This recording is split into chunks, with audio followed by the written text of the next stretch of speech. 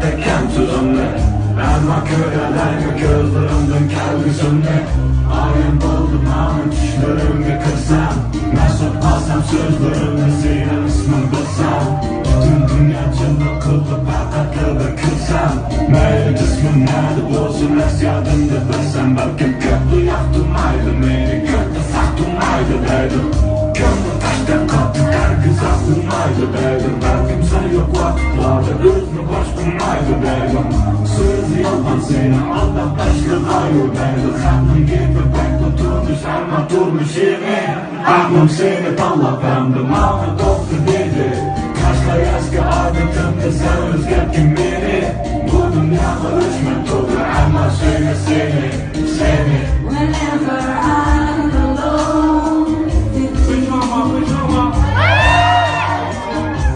you make me feel like I am home again. Whenever I'm alone with you, you make me feel like I am home again. Kayıt geldi uçup yetken arkadaş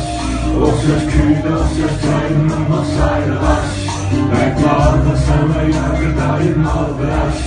Öptük yıllamışta özemdersem aldıraş Meyin şamal yaprak bilen kanla paralar taş ketti Boş buydum ulağa men su çıkan dertli O ses cümle yazdım testi örüp yine bekli Düşenmedim seni özemliyim muhabbetli Kertme degan bolsan yandı tur attım ben seksiz eskiri qaytib kelganda Suvni buzlib ketgan aksi